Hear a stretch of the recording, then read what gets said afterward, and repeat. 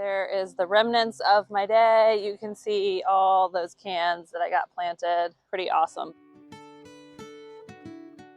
Hey friends, I am in the front garden today. I have a ton of plants I need to get in the ground. Some of the plants I've just been collecting over the last several months. So I have some lilacs, some desert orchid, calycanthus, tons of perennials, veronica, betony, butterfly bushes, all sorts of things, Amsonia, what else? I don't know. There's so much I need to get planted and get in the ground. I also have these boxwoods that I'm going to do a little boxwood hedge out front. So basically we are in the process of just totally redoing the whole front landscaping.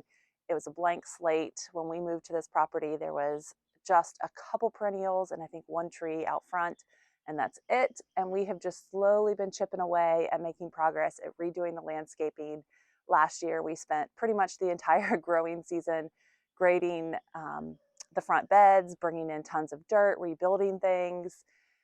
It's nowhere close to being done, but we are slowly chipping away and making progress. So today I want to get a ton of plants in the ground and just try and like crank through it and get as many done as I can in the time that I have to plant.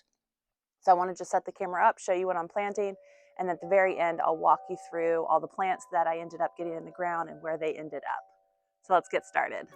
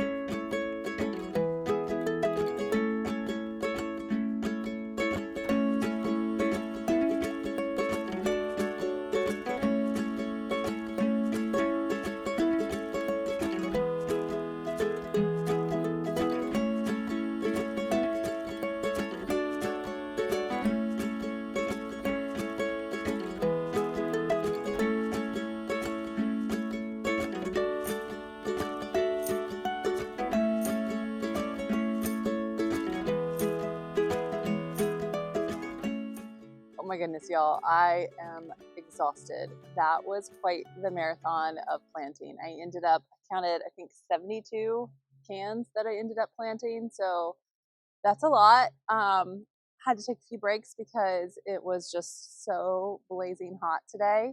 I think I've been at it for over 6 hours. I am dirty, sweaty, I'm a mess.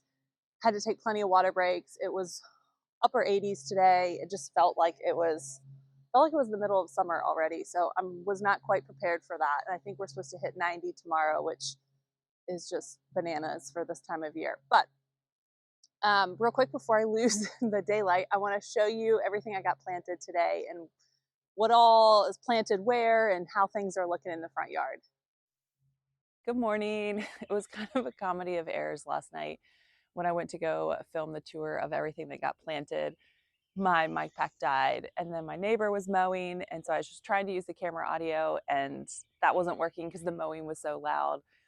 The sun was going down, so I was in a rush for that, and then my camera died. So I just called it, and it is the next day. So I want to go around and show you all the plants that I got planted, where they ended up, and just a little stats and info about each plant. Yesterday was exhausting, but it's awesome. Every now and then I need to have one of those like marathon garden days where I just kind of like get a ton of stuff planted, a ton of stuff done.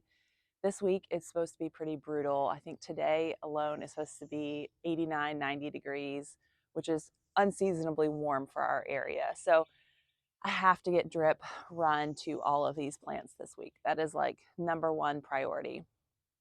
But let me take you around and show you where everything ended up. I'm going to start down here and just kind of give you an overview of the whole front garden. I ended up planting, I may have mentioned it already, 72 plants yesterday. I'd like to say that that takes me to like close to finished, but it doesn't. It's probably half of what I have left that I'm kind of like holding over in containers. So I probably have another marathon work day ahead of me, but slowly making progress and taking steps forward. This garden bed still has a lot to go, but I'm just really excited with how it's starting to shape up. So let's look at it.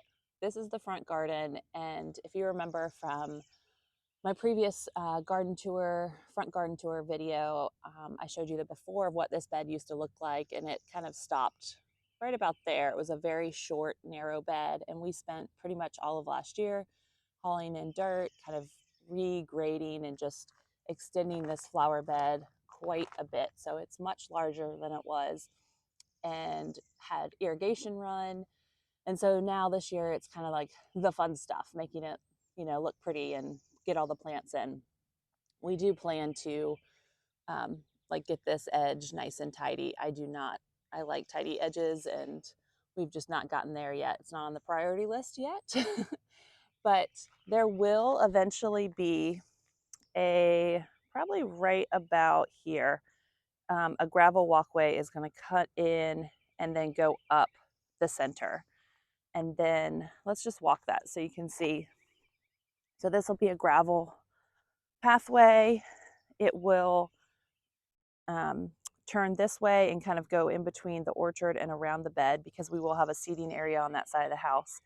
But it will also turn up and take you to the front of the house. Sorry, that sun is just hitting. So there'll be steps. There'll be steps right here, and then the gravel walkway will take you all the way up. There will be a center, like circular gravel area with a fountain in the center here. And then this bench will be replaced with a different bench. That's just a placeholder right now.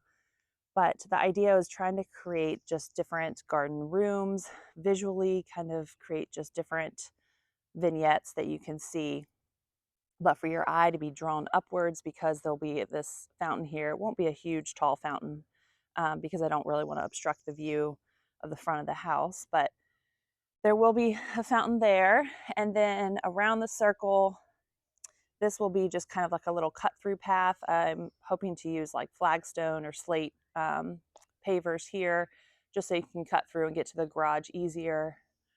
But if you turn around, this will be the main entrance.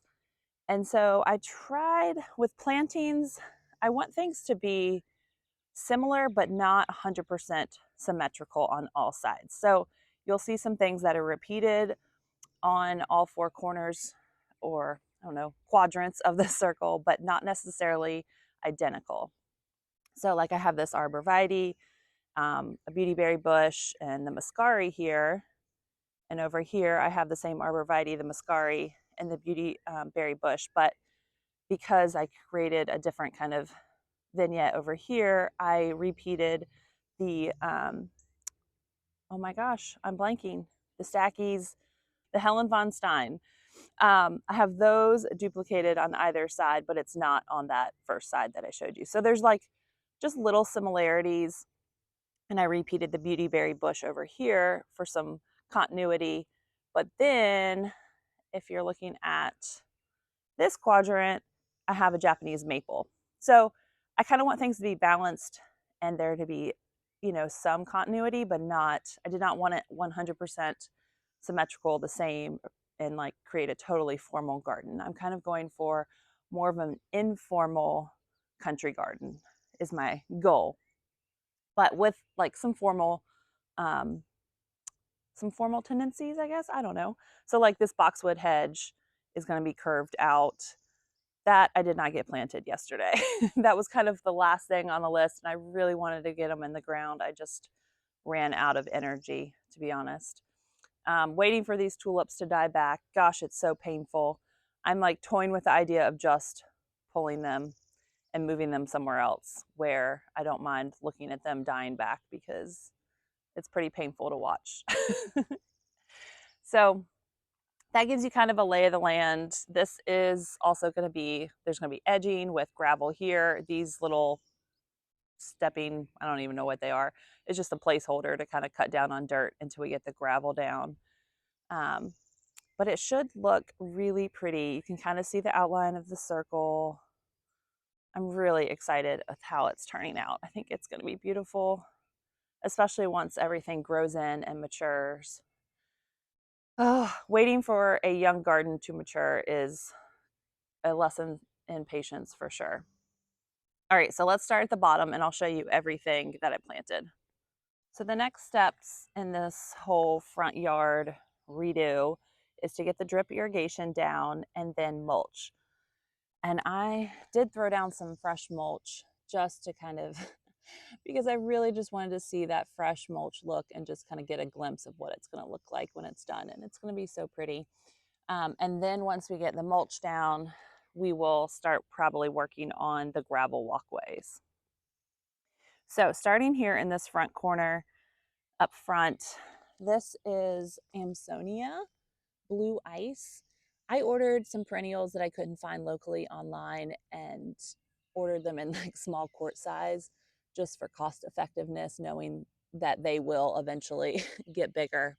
So this Amsonia is kind of a deep lavender blue and it blooms in late spring, early summer. And then the foliage in the fall turns a golden yellow and it gets about 20 inches wide and about 12 to 15 inches tall. So it will eventually fill in this space nicely. And behind that, I have just an annual, that's a Superbina Stormburst from Proven Winners, just to kind of fill in and give it some color. I decided to throw in a bunch of annuals just to kind of fill in some voids until my perennials get bigger and fill in the space a little bit better. And then over here on the side is a little Jim Norway spruce. So I have two of these evergreens, and you can see all that chartreuse is them pushing new foliage or new growth. This one's doing really well. And these are like these cute little dwarf evergreen Norway spruces. They're only supposed to get about 18 inches tall by 18 inches wide. I found this at, I believe at Lowe's, and it's a Monrovia plant. They're just really cute, and I thought it would be a nice little, two little evergreen pops in the front. Behind that, I popped in yesterday this butterfly bush. This is the chrysalis purple, and it kind of has this like magenta flower that eventually kind of darkens to more of a blue purple. But they're one of my favorites. This one gets about, I think it's 2.5 feet tall by 2.5 feet wide, so not huge. So behind the crabapple tree here, I put in 3 of these Proven Winners Fairy Trail Bride cascading hydrangeas. They get this really beautiful kind of open bloom white. It's white with like green veining, and it is a cascading hydrangea. So the blooms, if you look at the card here, you can kind of see just how pretty they get. They just kind of get covered and draping. And this hydrangea only gets about 4 tall and 4 wide. So I put 3 of those in. And then up here, that is the Peachy Keen Superbena. And I also threw in, this is the blue veined Super Tunia from Proven Winners, just to give it some color for the season. All right, I know that sun is bright and it's probably washing out a lot of the color here, but this is the front on either side. So I have this side and this side are the same. At the bottom here, I have this silver lining Artemisia that is, I think, fairly new from Proven Winners. I'm looking at the details here. It looks like it only stays, let's see, 12 to 16 inches tall and gets about 36 inches wide, which is pretty cool. But it gives you that nice blue-green, silvery foliage. And then this is a Mr. Bowling Ball arborvitae that stays fairly compact. And behind that, I have here, where's the other one? 3 Veronicas, or also called Speedwell. And this is the bicolor explosion. I'll put a picture of the bloom on the screen. It's so pretty. It's just kind of like a 2-toned violet, purple, magenta flower. It's really pretty. And this particular variety of Veronica gets about 18 inches tall by 18 inches wide. So I have that duplicated on the left side as well. And then I did toss in another one of the Stormburst Superbenas. They're looking fairly washed out and white because of the bright sun, but they do have a really soft purple bloom. So I got those planted yesterday. And then above that, I do have another one of the blue ice Amsonias, and I have that duplicated on the other side here as well. All right, so moving up, I have here, I popped in these, which are sold, I believe, as annuals, but they are hardy zone 7, I believe 7 through 11. Yeah, I looked at the tag, 7 through 11. So they will be a perennial in my area. And this is called Beth's Blue. It's Isotoma axillaris. I am not familiar with this. It is new to me, but I thought that purpley blue bloom, it's a star bloom, and then the foliage is just kind of like wispy fern-like. I don't know if you can see, but it is covered in buds. So it's going to burst out and bloom pretty soon. If you can't tell, I have a thing for purples and blues. And then I added another Superbena Peachy Keen for contrast with that peachy coral color. And then you can see behind that is a Super Tunia Bordeaux. And then on either side, this is the Yuki Snowflake Dutsia. I don't know how to pronounce that, but Dutsia. And this shrub I saw on a garden tour this spring, and it is absolutely stunning when it is fully mature. Everyone on the garden tour was just staring at this one particular shrub and just kind of obsessed with it. It gets about 2 by 2. It just gets covered in these delicate little white blooms in the springtime. And I'm really excited. So I got one for each side, and then I have a whole bunch more on the hill to kind of add some continuity down there. So there will be more of that Yuki Snowflake down there. Let's actually move down the hill. I'll show you what I got over there. Okay, so up here, I know that sun is starting to get really bright. So up here is, this is Emerald Spreader Japanese Yew. It's from Monrovia. I found it this spring, and it is supposed to get, according to the tag, I had to double check this, but it is supposed to get 8 to 10 feet wide and only 2.5 feet tall. And the pictures I found of it online are so incredible. It's so cool. If you can look at it in this picture, it kind of gets like a layered look to it, and it's just got this really soft, I mean, it's definitely like a yew like foliage, but where the foliage kind of lays on top of each other as it spreads, and it just provides such a nice bright pop of green. So I put 3 of those, one there, and then there's one way around the hill.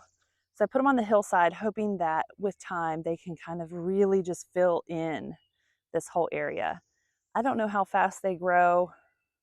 Didn't find out a lot of information about that, but my guess it would be like a moderate to fairly slow growing shrub. So we'll see, but I'm excited to watch and see how those do.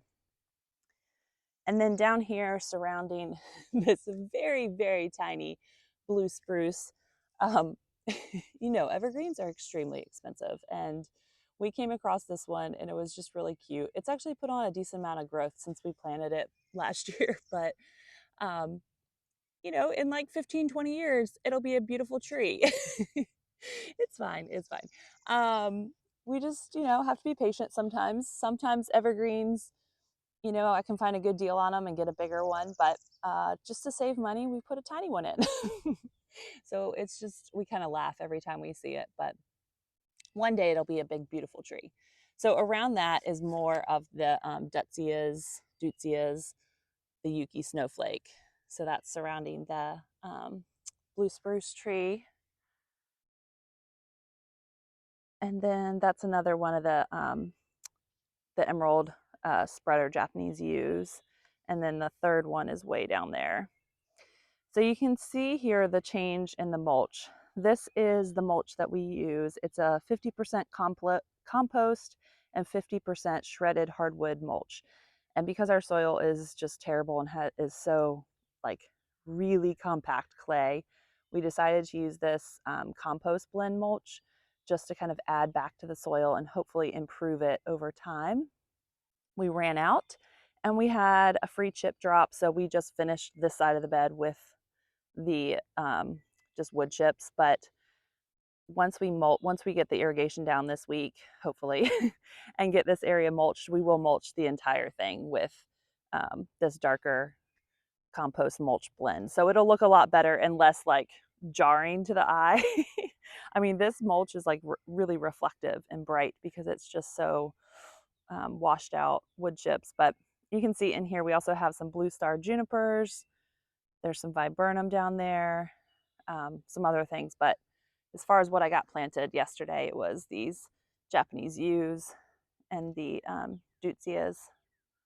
I'm probably butchering that name, but you know, part of me doesn't really care because I think all of us wonder how they come up with these names for plants. But all right, so moving up the hill.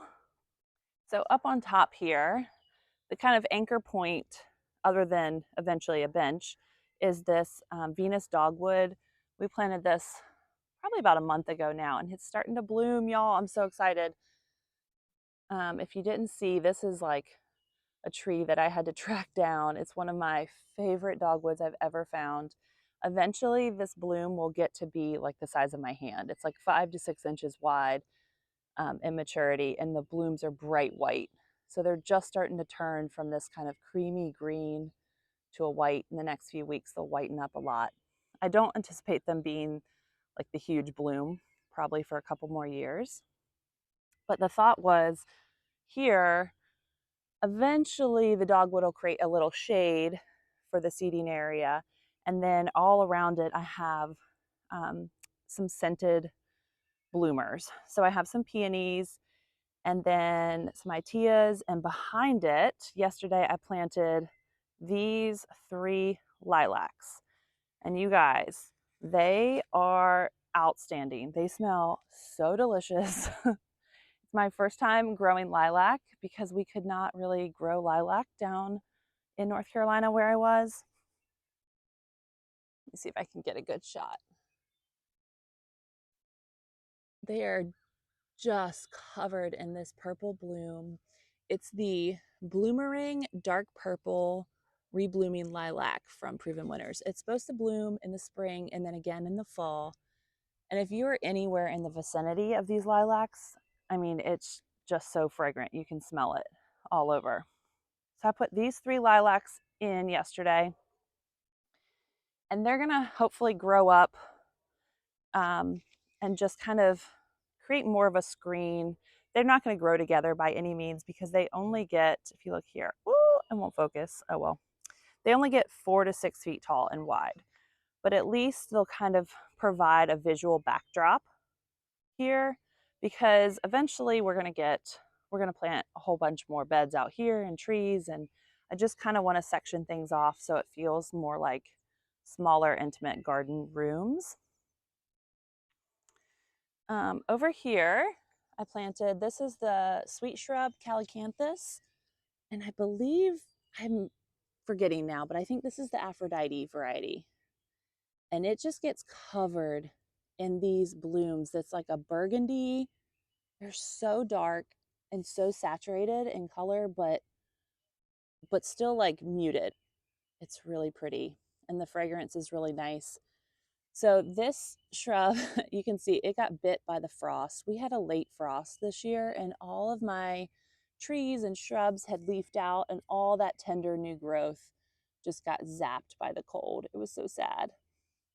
But this shrub, I'll put the size on the screen. If I'm remembering correctly, I think it gets like 10 feet tall, um, maybe 8 feet tall. I can't remember offhand, but it is fragrant. So again, it's adding a nice fragrance to the area. And then I popped in another Abelia yesterday. This is the Abelia Radiance. I love Abelias, especially like this one that has the variegated bright foliage, because it's an evergreen that provides a lot of contrast and brightness to the garden. And then back here, behind those, come on, focus. Okay, so you can see 1 and 2.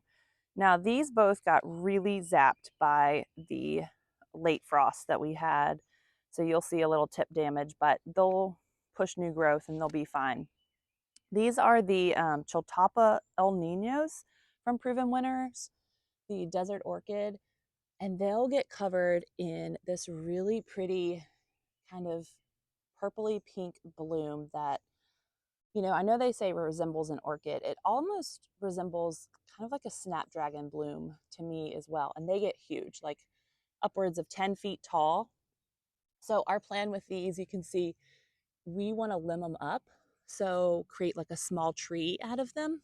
So that way we can still plant under them and they'll provide a little shade. So I've already started pruning on them to kind of limb them up. And then this is the other one.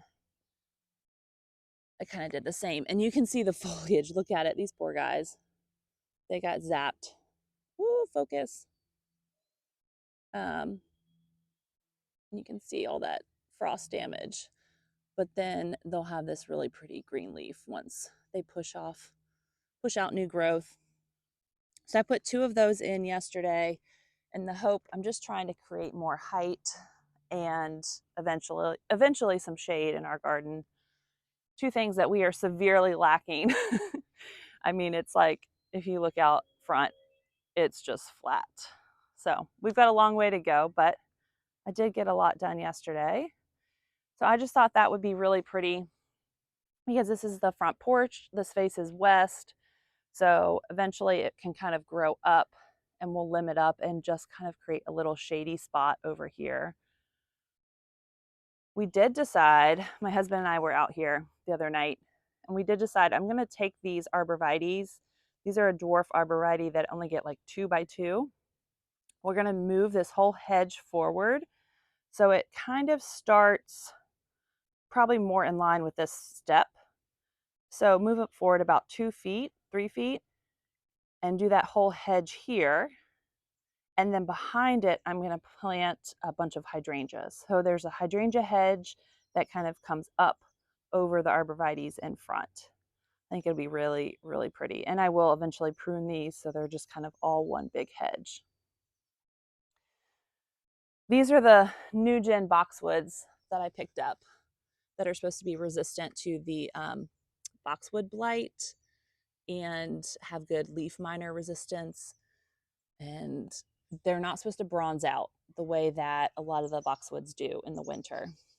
So hopefully I can get these planted this week too. But I'm going to do, the idea is on either side to have this boxwood hedge that's just kind of like a curved hedge. And that way it just kind of draws your eye forward visually. All right, so now we are, if you're looking at the front of the house, we are on the left side of the little circle. And in this quadrant, I put in some more of that perennial, the Isotoma axillaris, the Beth's blue. Put 2 of those in, and then 2 more of the chrysalis purple butterfly bush.